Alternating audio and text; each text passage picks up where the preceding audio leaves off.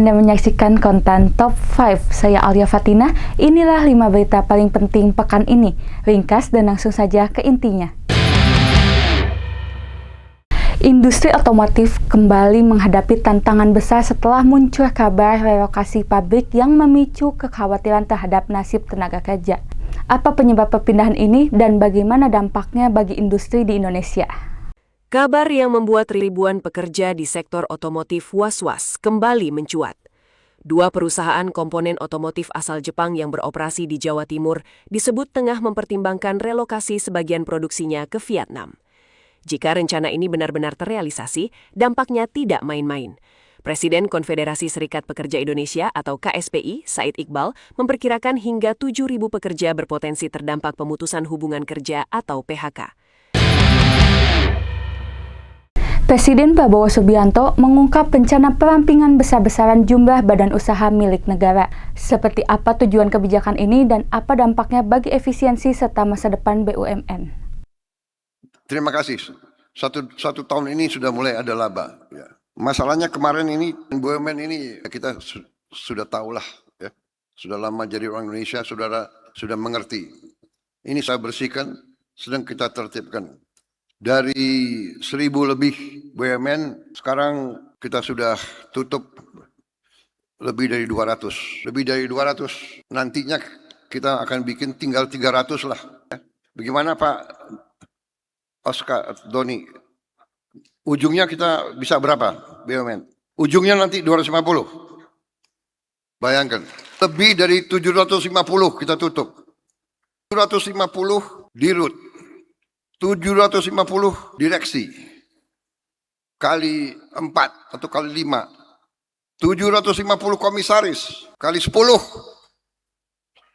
overheadnya kayak apa, gajinya kayak apa. Pendiri Lipo Group, Mohtar Riyadi, mengajak para pelaku usaha besar untuk berkontribusi mendukung program-program pemerintah.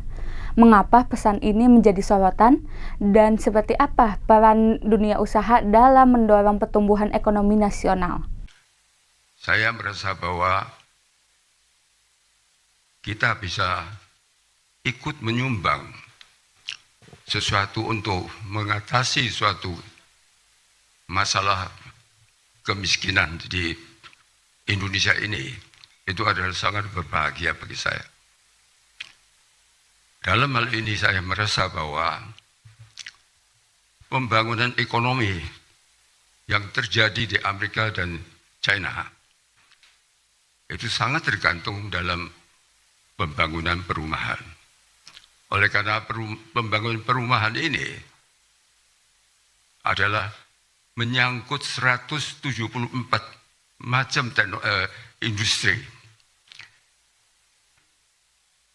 James mengatakan bahwa pemerintah ingin membangun ekonomi perumahan, namun kesulitan dalam tanah yang tepat. Dan James usulkan pada saya bahwa kita menghibah tanah untuk negara kita. Saya sangat merasa gembira dan bahagia oleh karena saya punya anak yang mengerti kepentingan negara.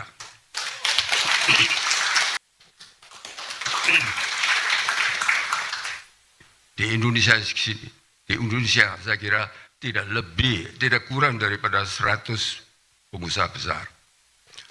Kalau setiap pengusaha besar bisa ikut sumbang kepada pemerintah, maka itu berupa suatu manfaat yang luar biasa bagi bangsa kita.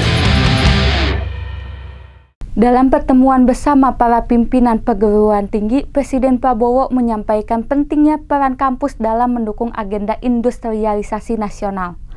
Harapan ini dinilai menjadi sinyal kuat perlunya kolaborasi antara dunia pendidikan, riset, dan industri. Saya tanya profesor-profesor IPB, kenapa kita tidak bisa punya benih gandum? Kenapa kita harus impor gandum? Saya tanya, kenapa kelapa sawit per hektar di Malaysia produktivitasnya lebih dari kita. Kenapa? Saya selalu minta mereka. Kenapa Indonesia setelah 81 tahun tidak bisa bikin mobil buatan sendiri?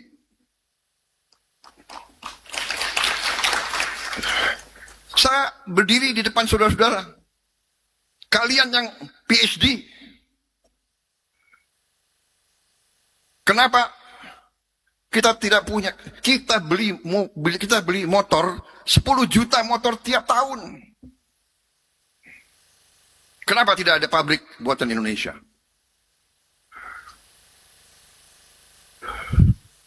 Tapi saya terima kasih kampus. Saya terima kasih kita mulai ke arah punya mobil sendiri. Terima kasih.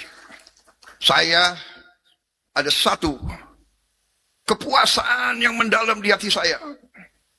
Waktu saya dilantik, saya pulang dari pelantikan, saya bisa naik mobil buatan Indonesia. Desainnya Indonesia, dibuat di Indonesia, tidak 100%. Dan tidak ada mobil di dunia yang 100% produknya dari satu negara. Tapi kalau 65%, 70% itu sudah boleh kita klaim buatan Indonesia. Risikonya sekarang selama saya jadi presiden, ya harus naik mobil buatan Indonesia. Waktu bulan-bulan pertama ya lumayan, kecuali kalau hujan keras. Kalau hujan keras sempat bocor juga itu. Tapi saya kembalikan, Profesor Sigit, gimana nih mobil presiden bocor? Perbaiki. Tidak apa-apa. Minimal kita mulai. Kita harus berani mulai. Sejumlah bank sentral di berbagai negara terus meningkatkan pembelian emas di tengah ketidakpastian ekonomi global. Apakah langkah ini menjadi petanda mulai bergesernya dominasi dolar Amerika Serikat dalam sistem keuangan dunia? Di tengah ketidakpastian ekonomi global, satu aset justru semakin diburu oleh bank-bank sentral dunia, emas. Laporan World Gold Council menunjukkan sebanyak 89% bank sentral meyakini cadangan emas global akan terus meningkat dalam 12 bulan ke depan. Bahkan, 45% responden berencana menambah cadangan emas mereka sendiri, menjadi angka tertinggi sejak survei ini dilakukan pada 2018. Tak hanya itu, sebanyak 93% bank sentral kini memiliki emas dalam portofolio cadangan devisanya. Emas dinilai mampu menjadi pelindung nilai saat krisis, menjaga stabilitas cadangan devisa, serta mengurangi risiko di tengah ketidakpastian geopolitik dan ekonomi global. Di sisi lain, dominasi dolar Amerika Serikat diperkirakan mulai melemah. Sebanyak 74% responden memperkirakan porsi dolar dalam cadangan devisa global akan menurun dalam 5 tahun ke depan, sementara kepemilikan emas diprediksi terus meningkat. Tren ini terlihat dari pembelian emas bank sentral yang dalam beberapa tahun terakhir mencapai lebih dari 1.000 ton per tahun. Negara-negara seperti China, Malaysia, Republik Ceko, hingga Indonesia juga tercatat menambah cadangan emas mereka. Fenomena ini menunjukkan bahwa semakin banyak negara yang menjadikan emas sebagai aset strategis untuk menghadapi risiko ekonomi dan geopolitik di masa depan. Apakah ini menjadi sinyal awal pergeseran sistem keuangan global dari dominasi dolar menuju peran emas yang lebih besar? Menarik untuk terus dicermati. Tulis pendapat Anda di kolom komentar. Jangan lupa like, subscribe, dan aktifkan lonceng notifikasi untuk mendapatkan update terbaru seputar ekonomi global, investasi, dan pasar keuangan dunia. Itu dia konten top 5 hari ini. Saya Alia Fatina. Terima kasih sudah menyaksikan. Jangan lupa subscribe dan terus update bersama kami di Kontan TV.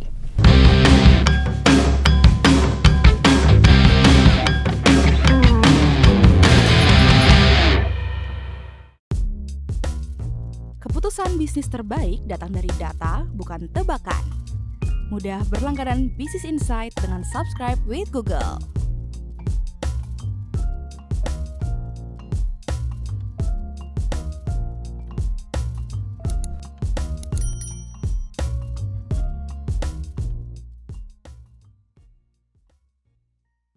Download aplikasi Kontan sekarang di App Store atau Play Store.